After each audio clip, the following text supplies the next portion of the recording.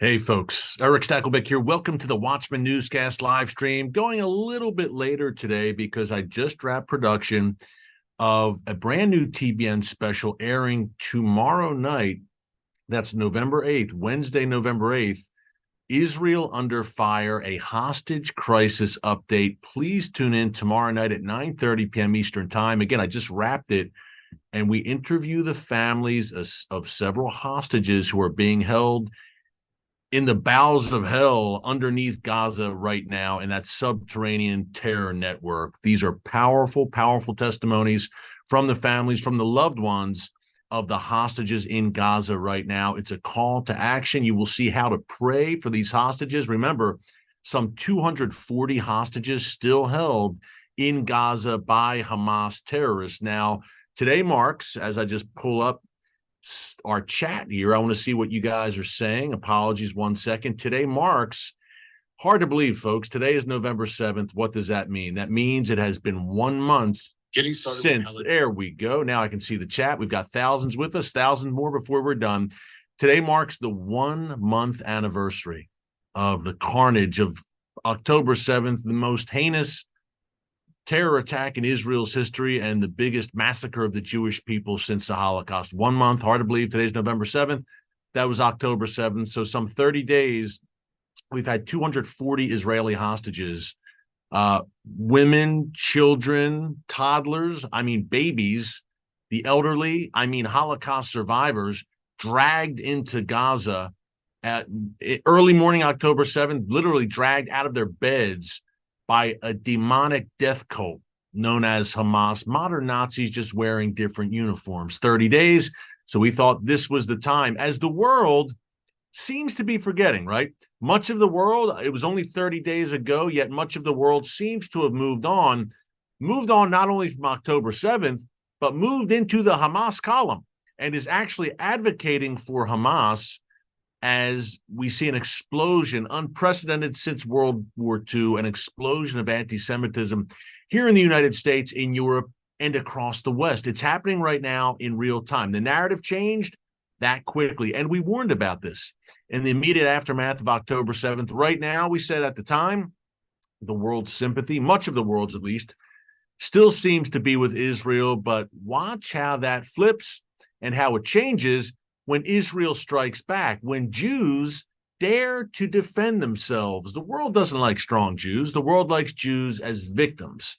Well, that's not the case when it comes to the state of Israel. The state of Israel is defending its people, defending its very existence. This is an existential struggle for the survival of the world's one and only Jewish state. How dare Israel strike back and respond to this demonic savagery that just overwhelmed the southern half of the country on October 7th. Again, 1 month ago today. But that is the state of play right now. The hostages still held. And folks, I can't tell you how heart-wrenching and gut-wrenching it was for me to conduct these interviews today with the families of people who were not only murdered, but people who are still being held hostage in Gaza. The uncertainty, knowing that your loved ones, including toddlers, children, Holocaust survivors, again, the elderly, people who need medications, people with health conditions, are held in the clutches of again, I say this clearly,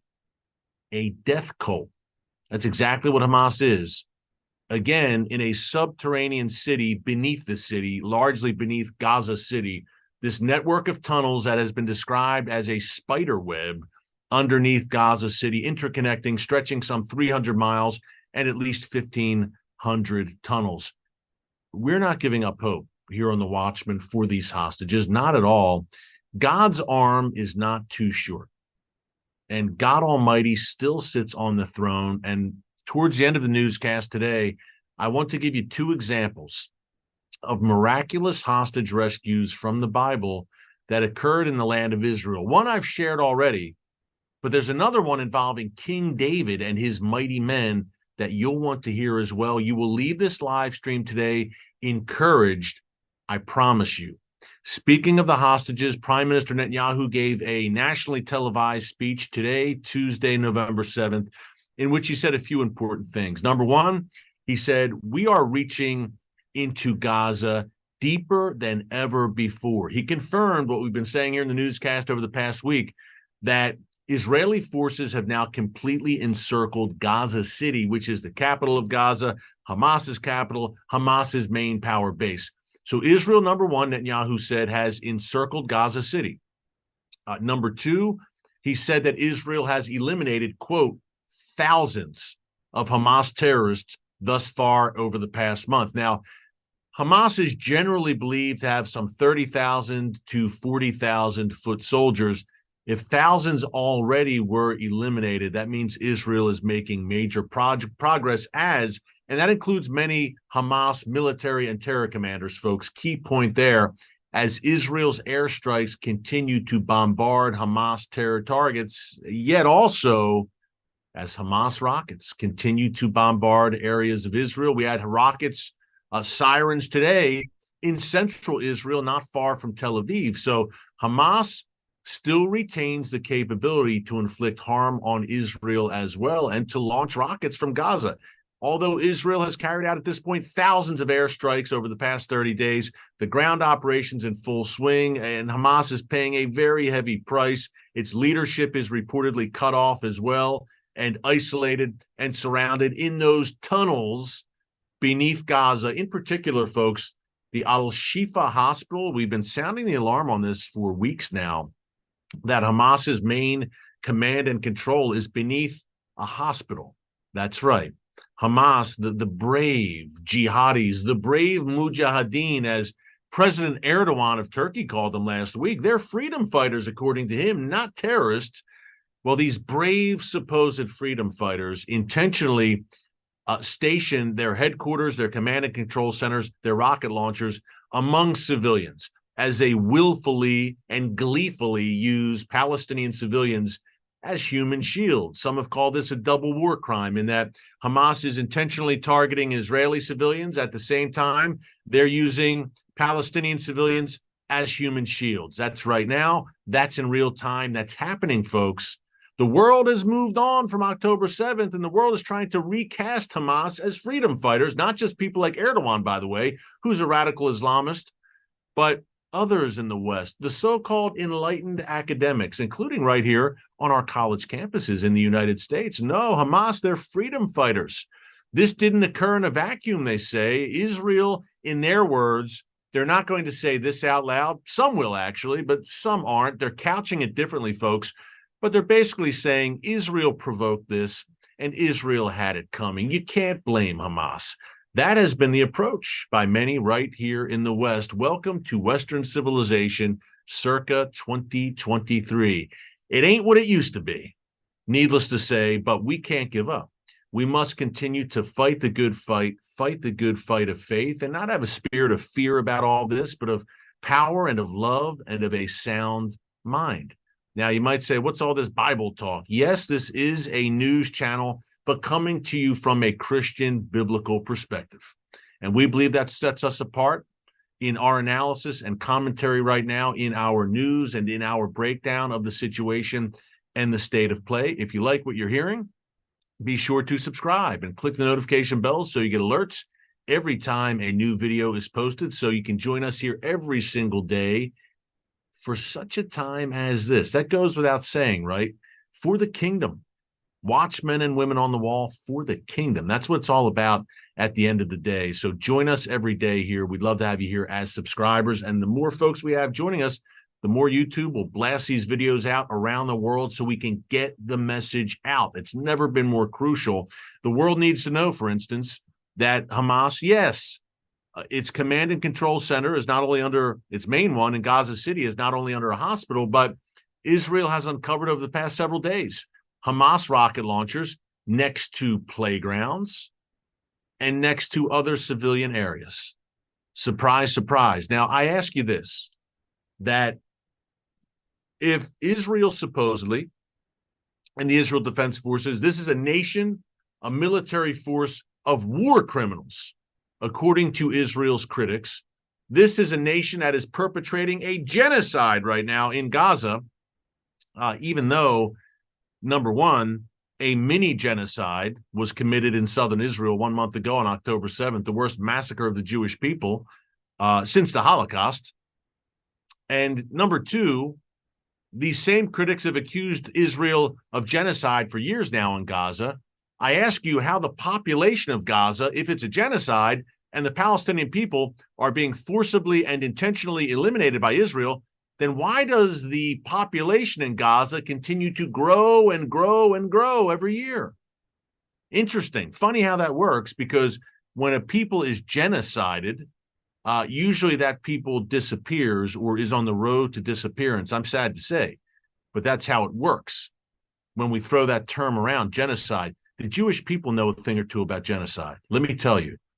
And the Armenians do as well, thanks to the Ottoman Empire. And the list goes on. In those cases, there were less Armenians and less is Jews, I'm sad to say, in each case when the genocide commenced. And those were genocides. Look at Rwanda as well in 1994. The populations in these cases didn't grow exponentially. But oddly enough, that's what's happened in Gaza and the Palestinian areas. That's unlike any genocide I've ever seen. I have to tell you that. Nonetheless, the critiques continue of Israel carrying out genocide and intentionally targeting civilians. Folks, I ask you this, and I've posed this question before. I will repose it for you. If Israel was intentionally targeting civilians and civilian targets, hospitals and the like, on purpose, for no reason other than it wanted to kill and maim innocent civilians, then why would Hamas, and by the way, further to the north, Hezbollah and Lebanon, why would they continue to station their rocket launchers, their command and control structure, their infrastructure, etc., major military and terror assets in civilian areas and at civilian locations? I'll answer the question. Because Hamas knows that Israel will not strike civilian areas unless it absolutely has no choice and its back is pressed against the wall, and it must do so in order to protect Israeli civilians, which should be Israel's first priority, the people of Israel. That's how this works. Now, Hamas is the governing force, supposedly, in Gaza. By the way, the people of Gaza voted for Hamas in 2006, but I digress. Hamas is ostensibly the governing force in Gaza, and yet it doesn't give a rip about the people of Gaza or the Palestinian people. Today, it's using them as human shields. Exhibit B, it is disallowing Palestinians from fleeing southward. Now, for 3 weeks, the Israel Defense Forces have warned and implored and pleaded with the people of Gaza, in northern Gaza, around the Gaza City area, to go south. Leave. We don't want any civilians to die, Israel is saying. Please go south. People have tried to move south. Hamas, at gunpoint, has physically restrained them from moving south. Number two, the tunnel network, according to a Hamas official, Musa Abu Marzouk, more on him in a minute, he said just last week, those tunnels aren't for civilians, they're for us. They're for our fighters, our jihadists. The responsibility of civilians, well, that lies, he literally said, that lies with Israel and the UN. Sorry, that's not how it works. You are the governing force in Gaza. You were voted into power in 2006. So the civilians of Gaza are your responsibility. But the funny thing about that, or should I say the sad and horrific thing, is, again, Hamas doesn't care about Palestinians or Palestinian civilians. This is a death cult wedded to its ideology, and Hamas leaders have been very clear that their goals are much broader than just Gaza. For them, it's a global jihad. Gaza is one theater, and it's on the doorstep, obviously, of one of the main villains in the eyes of the global jihad, Israel. But for Hamas, again, this is a global thing. And if they have to sacrifice 1 million Gazans, they'll do it towards their ultimate aim of a global caliphate and Sharia law for one and all, whether you like it or not. Remember, does this sound familiar to you? Remember, Hamas is a branch, the self-declared, self-described Palestinian branch of the Muslim Brotherhood.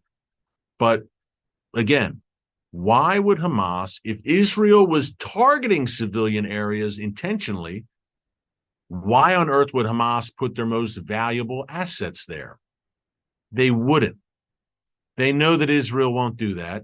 And that's why Hamas feels safe in positioning its most crucial assets in civilian areas, like under a hospital in Gaza City, Al-Shifa Hospital. It just doesn't add up, folks, but it's common sense.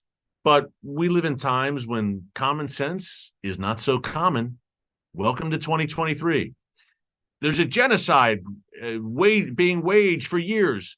Then how's the population there actually growing? Israel is targeting civilian areas intentionally. If they're doing that, why would Hamas feel safe enough and free enough to target their most valuable assets in civilian areas? Do the math. It doesn't quite add up, right? But you were dealing with people now, the pro-Hamas crowd, and that's what they are, who don't want to listen to reason or common sense or truth. They hate truth. And for them, it's just pure bile and venom and emotion and hatred. They live off of hatred. They thrive off of hatred. And that's the people you see of thousands upon thousands in the streets of DC, New York City, London, Paris, Germany, and beyond right now. And it is a spirit of lawlessness. And you're not surprised, I'm pretty sure, if you watch this newscast on a regular basis. If you don't, welcome. But if you do, we've talked about this for some time. We're in Bible times right now, folks. These are prophetic times, and look for a spirit of lawlessness to increase. But don't worry, because we are told not to worry, number one, by God Almighty. And number two, we will share encouragement for you at the end of this live stream when we wrap up in a little bit. On another point on the hostages, and this is the title today of this newscast, Prime Minister Netanyahu, in that speech I mentioned earlier, he made very clear that there will be no ceasefire unless the hostages, all 240 women, children, the elderly, Holocaust survivors, and U.S. citizens, by the way. I'm an American. Look, we have a stake in this as Americans or wherever you're from. There were many French citizens killed. There are people from Thailand, guest workers being held as well. So we have many viewers from around the world with us, every continent here on the live stream, and many nations with a stake in this. British citizens were killed. The list goes on the victims of October 7th. But Bibi said, look, the world is howling and wailing and gnashing its teeth right now and accusing Israel of genocide and war crimes and demanding an immediate ceasefire. The Biden administration is demanding so-called humanitarian pauses, perhaps up to 3 days, according to some reports, where Israel ceases all activity in Gaza and allows things for 3 days, supposedly allows humanitarian aid to flow into Gaza. But I don't know, folks, call me crazy. It seems to me that Hamas would probably commandeer and seize that humanitarian aid. I don't know. I might be nuts.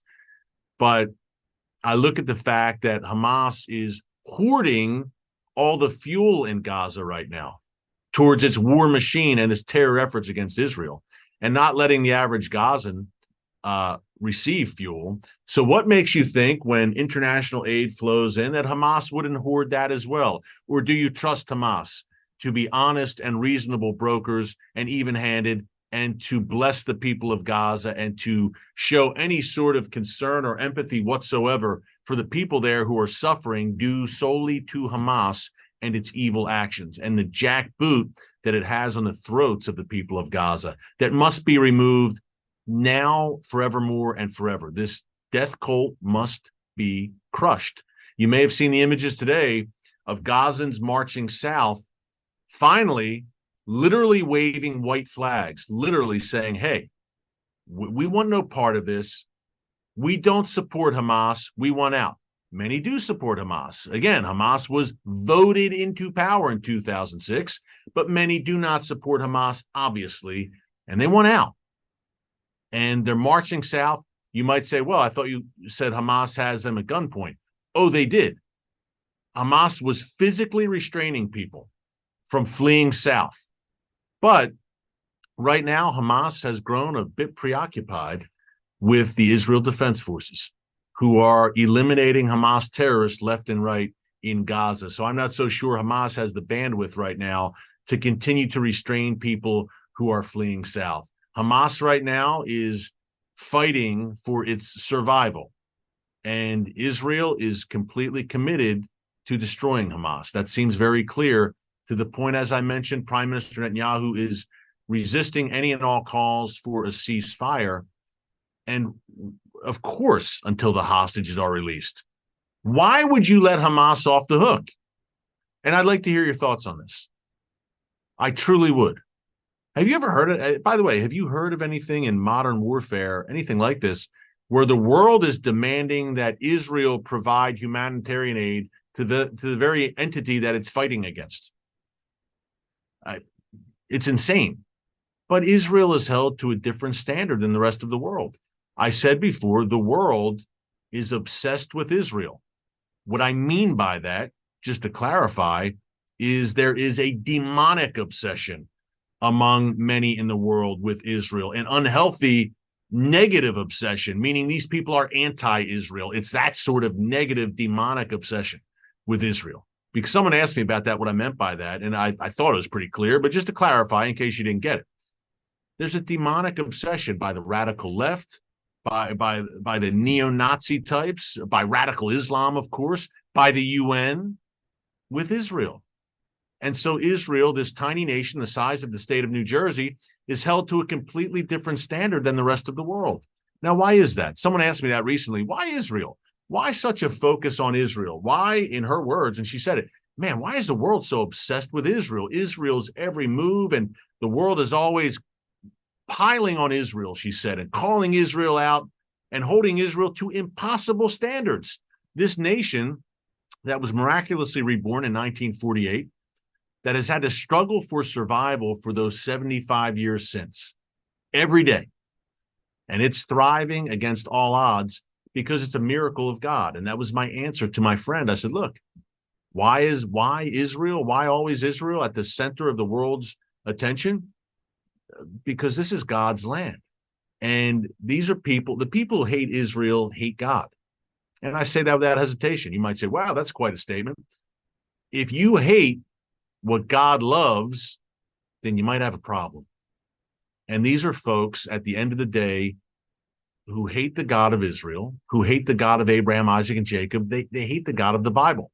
They do not want to acknowledge that he exists, that he sits on the throne. And man, they can't acknowledge that he did indeed choose this tiny sliver of land in the middle of the Middle East, literally geographically at the center of the world.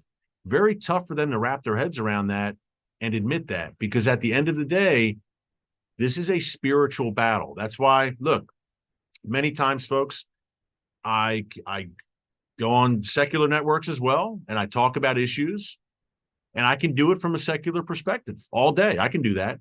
But at the end of the day, and this is why we are set apart, I believe, on the Watchman, at the end of the day, if you don't, Israel is one issue. Some people have said to me, let me put it this way. Some people have said, well, take God out of it for a second. When it comes to Israel, you cannot take God out of it.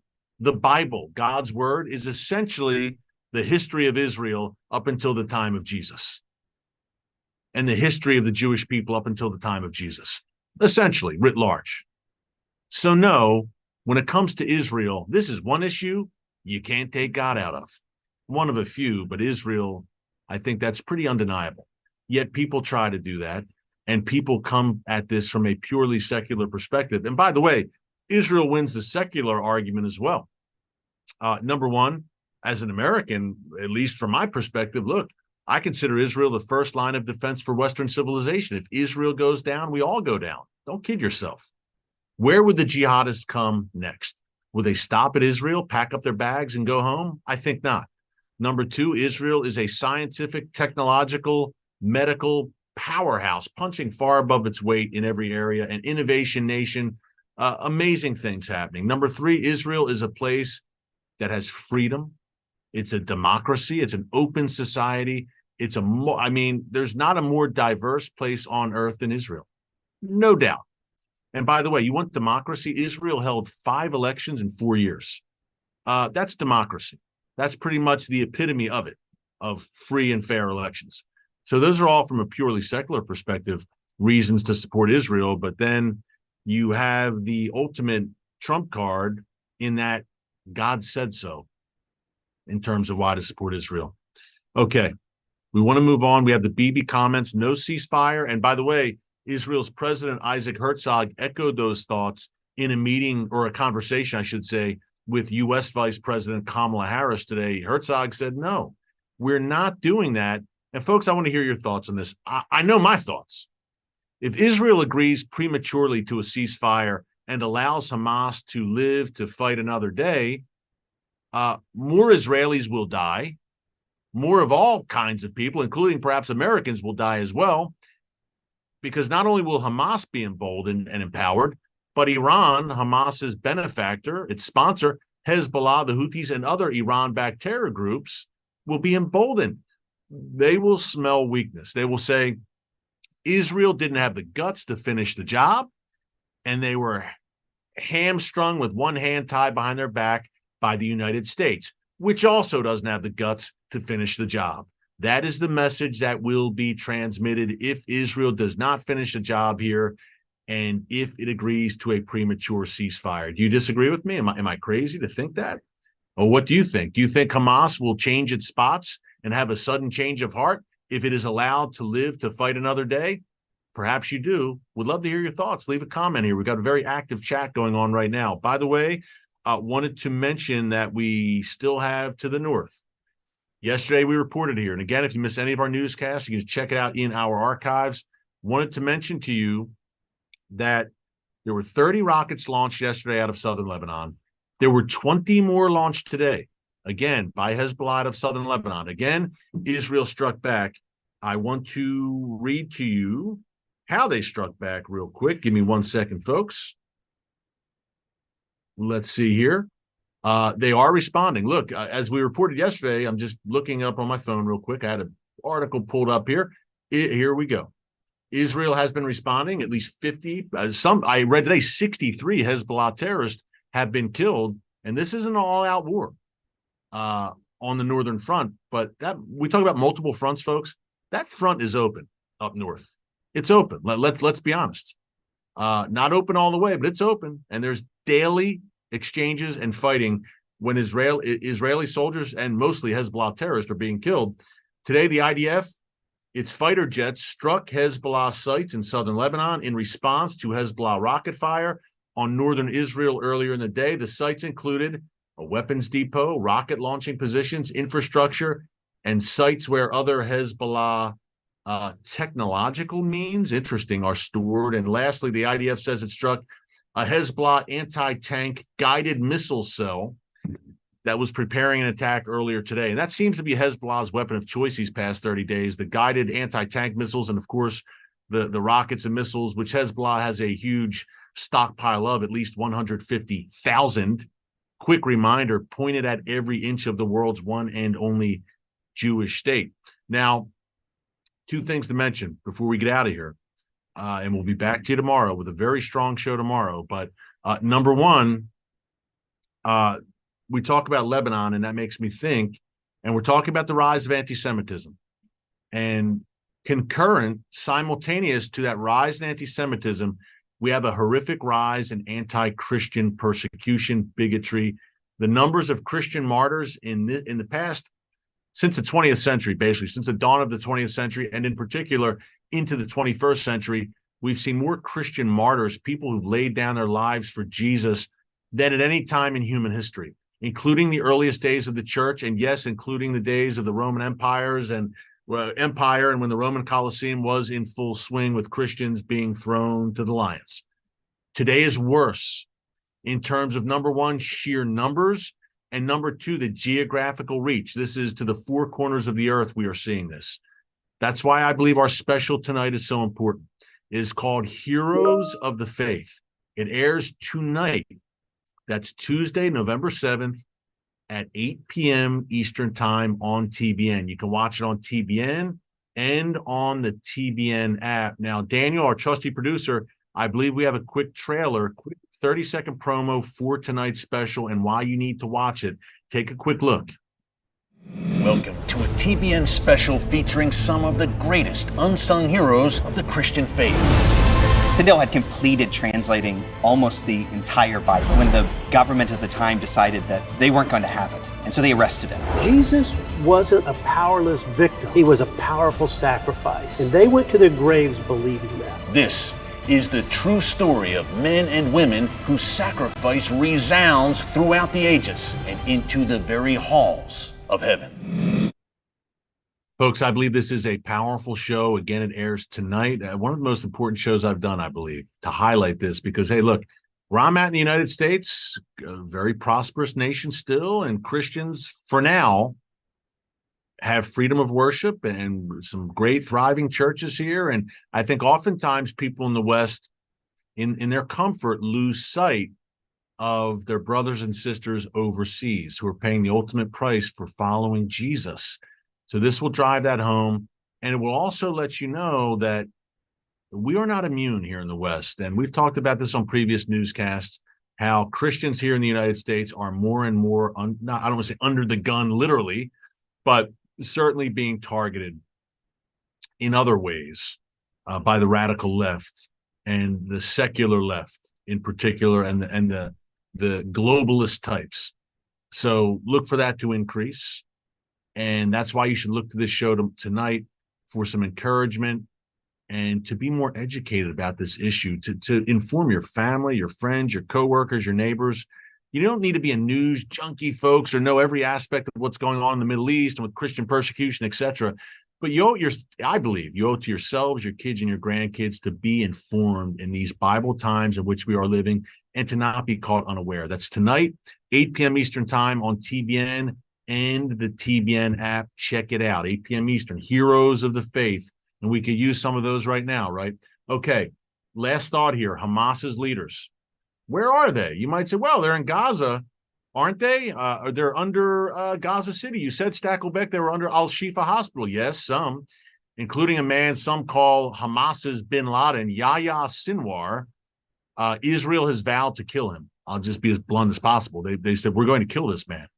He is pure evil, demonic, and he has engineered countless deadly attacks against Israelis. By the way, he's known to take particular glee, does Yahya Sinwar, in killing Palestinians that he accuses of being informers for Israel. This is a wicked man, folks, and he most likely is isolated in the tunnels beneath Gaza City right now. So Yahya Sinwar is likely not long for this world. But what's the status of the other Hamas leaders, you may say? Well, a few points here. I think in particular of Musa Abu Marzouk, who, by the way, was visiting Moscow last week. That's another story for tomorrow, I guess, but who once also lived in the United States, lived in Virginia in previous years. We should unpack that on a future newscast for sure. Musa Abu Marzouk, Ismail Haniyeh, Khaled Mashal, Saleh al-Aruri. These are the four men I'm thinking of in addition to Yahya Sinwar. Now, al-Aruri lived in Turkey. I know you're shocked by that. And now reportedly lives in Lebanon. Khaled Mashal has lived in Qatar for a while, as has Ismail Haniyeh. Musa Abu Marzouk, Lebanon for some time. I believe he floats around. Essentially, folks, they float around the region, these top Hamas leaders. Other than Sinwar, who rarely leaves Gaza, if at all, the others float around the region, and they live the high life. They are reportedly billionaires, some of these Hamas leaders. And you wonder why I'm a bit skeptical about humanitarian pauses for 3 days and where that humanitarian aid's going to go. But these Hamas leaders are living high on the hog, as they say, in places like Qatar. And I ask you, Sinwar, obviously the ones in Gaza, will be targeted. Mohammed Deif is another who is the leader of Hamas's military wing. But what about these other Hamas leaders? It's going to be interesting to see what Israel does there. And if these men will be walking the streets indefinitely.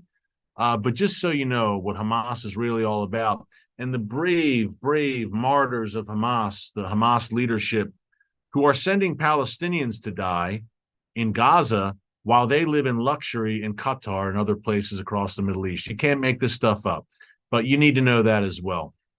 Hey, last thought. I said I wanted to close with some encouragement. I'm going to do that right now. And no better place to get encouragement than from the Bible. Hostage rescues. We're talking about the hostages. And again, that's special. Another special, a lot. We're producing a lot of content here. So tonight, Heroes of the Faith. Tomorrow night, the Hostage Crisis Special, also on TBN tomorrow night. That's 9:30 p.m. Eastern. More on that tomorrow. But we're talking hostages, 240, 30 days in now, toddlers, elderly, etc. Miraculous hostage rescues from the Bible. I'll leave you with two real quick. Number one, Genesis 14, when Abraham and 318 well-trained men went and rescued his nephew Lot from the clutches of the paganite Canaanite kings. Against all odds, Abraham was successful in this hostage rescue of Lot in the land of Israel. Number two, 1 Samuel details how David and his mighty men were out on a campaign. They came home to find that their families ravished and ravaged, women, children carted away as prisoners, as hostages by the Amalekites. You can check it out. 1 Samuel chapter 30, I believe. And David's men were so angry, they thought about killing David, the Bible says. They blamed him. They were anguished. Their loved ones, just as we saw in southern Israel on October 7th, were carted away, hostages. And David and his men pursued them relentlessly, pursued them furiously, some 600 men. The number eventually dropped to 400. They were charging so hard. And David and his men won a complete victory. The captives were set free. The hostages were rescued. So, 1 Samuel and Genesis 14, two miraculous hostage stories. Folks, at the time, it seemed completely implausible. You're telling me Abraham and 318 men are going to go against the armies of these Canaanite kings? And isn't Lot already dead? They probably thought. And the same with David and his men. They expected the worst, I should say. But against all odds, these hostages survived, and they went on to thrive in their lives, no doubt. So don't forget the hostages of October 7th, and don't give up on what God can do. His arm, again, is not too short. Let's keep praying for that. Keep them in your prayers every single day. Hey, thanks so much for joining us here today on The Watchman. Until tomorrow, God bless you. And remember, never hold your peace. Hey everyone, thanks for checking out the Watchman Newscast. Make sure you hit the subscribe button so you never miss an upload, and tap the bell icon so you're notified every time a new video is posted. And don't forget to share your thoughts, insights, and comments below. Thanks for watching. We'll see you back here tomorrow.